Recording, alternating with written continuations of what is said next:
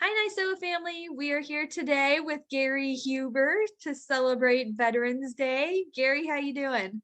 I'm doing great, thank you. So, for those of you who might not know, Gary is a former NISOA president. Just came off of serving his 2 years as our past president role. He's also in our Hall of Fame and has done so many things for NISOA, including leading us through the difficult time that was COVID and getting a lot of our initiatives that you are so familiar with today off the ground. So, Gary, thank you for everything you've done for NISOA. You're welcome. And the reason we're here today is to talk about some of your service. And we're going to start off by thanking you for all of your time and service that you've given to this country. Uh, Thank you again. Gary, can you tell us kind of how you started, how you got into serving? Well, it was a rather bizarre circumstance, and a lot of you won't even know what I'm talking about, but you can look it up in the history books. When I was a junior in college at the University of Missouri, it was during the Vietnam War, and they were having a hard time getting people into the service, and they instituted the draft. And I was the first year for the draft, and they pulled the pills out of a big bucket like you do at a bingo game, and your date was on the ball. So I was sitting in my fraternity house, and we were all watching the drawing on TV. And I started, and I thought, well, there's 365 days. They said that if you were over 270 or 280, you probably won't get drafted, and your college deferment will still be intact. Well, as things have it, we're rolling along, and number 7 comes up, and it's my birthday, July 29th. So I was number 7 in the draft. So I knew that I was going to get drafted somewhere. So, I scratched my head, and I'm all, nervous. Everybody was nervous because, Vietnam was just really ramping up pretty much. And we had over 250,000 soldiers over there at the time. And it was scary. It was a very scary time. So I sat there and I looked and I looked and I thought, what am I going to do? So I came home for Christmas break, and we were going to get assignments like in February. That's when we were going to have to go down, and they'd put you into whatever branch of the service they wanted to put you into after the draft. And my uncle knew a major out here at the reserve unit at Lambert Field, a Major Barr. And he says, why don't you go talk to him, Gary, and see what's going on and see, get a feel for it. So I went out and talked to him. And he said, Marine Corps is really great. He says, I'm in it. I'm a major. I've been in it for a long time.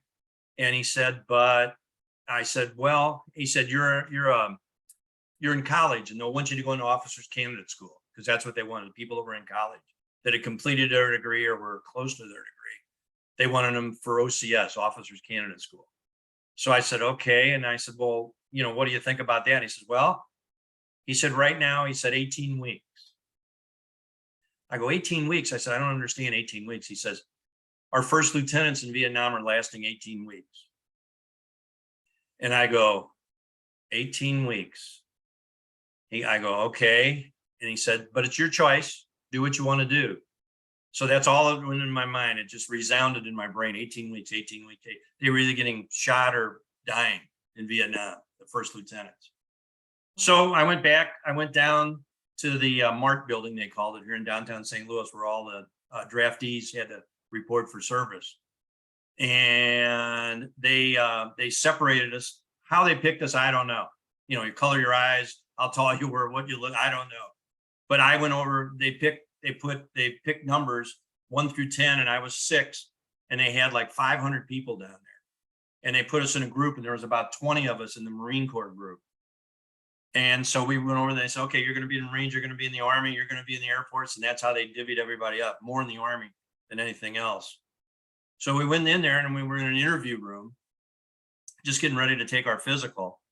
And they in the interview room, and they said, listen, we need some people to work, that work not on the front lines, not infantrymen, but somebody that works in other areas.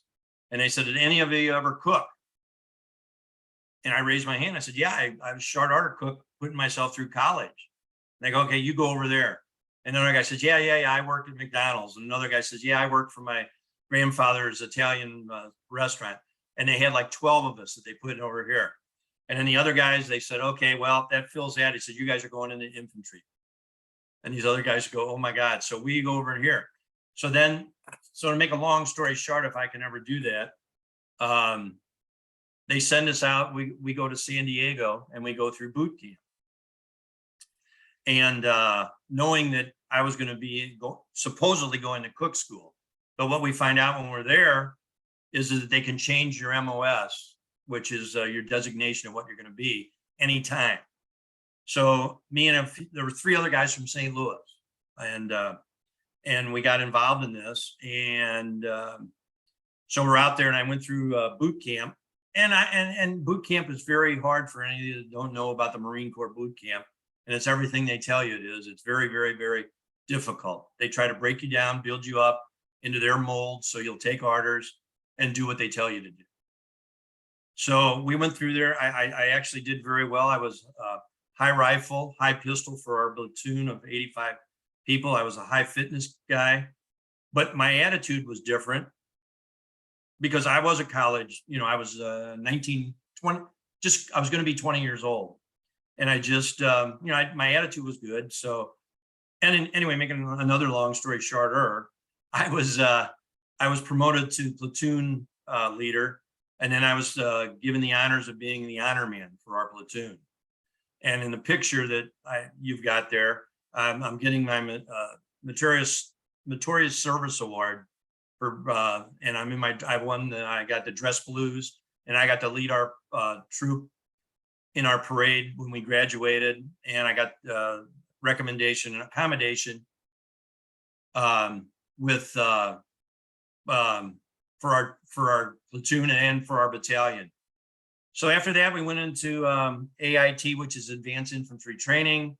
Again, I got selected to be the platoon leader out there for 240 members. And then after that was the big moment after graduation when they finally told us where we were going to go. So they sent me to cook school, luckily, and the 4 of us just jumped up and down, and they picked 4 other guys. So we had 8 of us, and we went to cook school in San Diego. And it's just like a restaurant. It's the same way: baking, cooking, serving. So after graduating from cook school after 12 weeks, I was promoted to Lance Corporal, and I went to work at El Toro Air Force Base, which is out in California, near San Clemente, right in that area out there. And I was assigned to one of the mess halls. And this is where it gets really funny.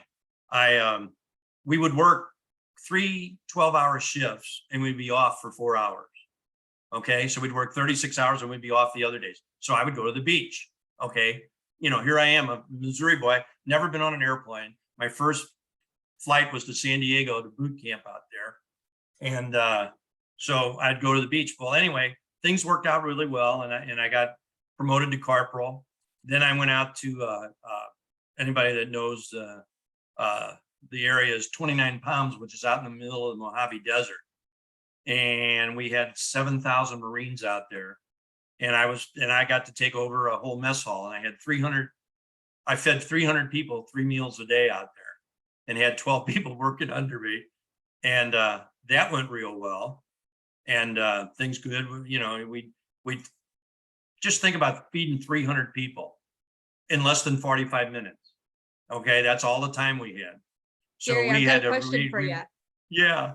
What's your favorite thing that you learned how to make in cook school? I think the way we did our eggs, and this sounds crazy. We'd break our eggs in our bacon. We'd break our eggs into little bowls. We'd break like 6 or 8 eggs into a round bowl. And we'd put them on a sheet pan, one of those big 3 feet by 2 feet metal sheet pans, racks, they call them. And we put those bowls, and we set another sheet pan on top of that, put bowls on it. So you'd sit over this big grill, like the Brookstones you see, the big ones that are like 3 feet by 5 feet, the hot grills. And you take the eggs, then you ask them, how do you want them, scrambled or or how do you want them, over easy or medium? And you just dump the 2 eggs out on the grill, and you'd be cooking them there, and you just keep dumping them out there, and your boys behind you would be running stuff. And the bacon you'd put on a sheet pan and put it in the oven and bake it. We'd bake the bacon, and you'd put like 100 pieces of bacon on the sheet pan. You'd drain out the grease, and it just went like this, and went like clockwork and clockwork and clockwork and clockwork. So anyway, trying to push this along again. So then after I was at 29 pounds, I end up going back to Camp Pendleton, all right, which is the big base on the Marine Corps properties out there. And I went to Pendleton, and I was the head cook, and I'm a head cook over 2 mess halls. So I had 600 people to deal with. So then my time worked out, and it was good designating people, but food was always been one of my things. I love food. Okay. And it just worked out really well. So then my 2 years were up, and I got out, and I thought, we were going to get married on my senior year in college. So I got out, took a job back here, and I had a couple months. They were asking for people to join the reserves here in St. Louis. They had a reserve unit here, 24th Battalion, 24th Battalion Marines. You'll see it on my picture there. It'll tell you on the discharge papers. Anyway, so I came back, and we were going to get married, and it was I'd make $134 a month extra. And back in 72, that's a lot of money. Okay, 71, that's a lot of money. So I thought, okay, I'll join up the unit. So I joined up in the reserves, and then I found out that we didn't feed the troops. Our cooking was attached to the Air National Guard out here in Lambert Field, the Air Force. And it was the Air National Guard, Missouri Air National Guard. And we'd cook for the officers, and that's all we'd do. So 1 weekend a month, 10 months of the year, we cooked for the officers out at the field, and it was pretty darn nice. And then in summer, for all the summers, we'd go for our 2 weeks of summer duty that we went to. And I guess one of the years we went to 29 pounds out in the middle of the desert, which I was very familiar with. And we'd actually go out into the desert for a week. And there were tents, no air conditioning, the water was just a well that was dug down into the ground, and water just springing up out of the ground for the showers. And we just cooked out there in the middle of the desert, and we had 522 people we cooked for. So then and I was telling Adriana earlier, the other instance, one of our 2 weeks, we were at Norfolk Naval Base, and we were doing practicing amphibious landings. And we had a hurricane come through right in the middle, and we were stuck in the barracks there, and we were putting mattresses in front of the windows. And the hurricane came through at 111 miles an hour. I'll never forget it. And we sat in there, and then the next day we were on cleanup duty. So we didn't really get to do anything, but that's the first and last hurricane I ever went through. Thank God. So all you that go through hurricanes, I feel for you, really do. So then, and during that time in the reserves, I got married, had 2 kids right away, because that was the thing to do when you're 21 and 22 back in my generation. And then in 1973, I got out after my 4 years, and that's pretty much it. And a few things I did learn in the service is that it's an honor to serve, because there's a lot of people that didn't come back. There's a lot of people that are wounded. I support Wounded Warriors. I support Tunnels to Towers and a bunch of the organizations. My best friend from high school, a basketball player, Jim Conway, went to the same Roosevelt High School as I did. He ended up, we were the same age. He went to Southeast Missouri State. I went to Missouri State. And believe it or not, he went in and did the OCS, the Officers Candidate School. And he ended up becoming the commandant of the Marine Corps, the #1 guy, and sat on the Joint Chiefs of Staff in the 80s for all the armed forces. And to this day, we have a golf tournament out here that we honor the veterans, and we take care of them, and it's for prosthetics and things like that. And it was really a humbling experience I went through. And looked at the 85 people that I graduated boot camp with, and 37 of them lost their lives in Vietnam. So it is, like I said, it's an honor to serve your country. It's an honor to be a member of the armed services. And every time you get to thank a veteran, please do so. Okay. All right. What else? I'm sorry.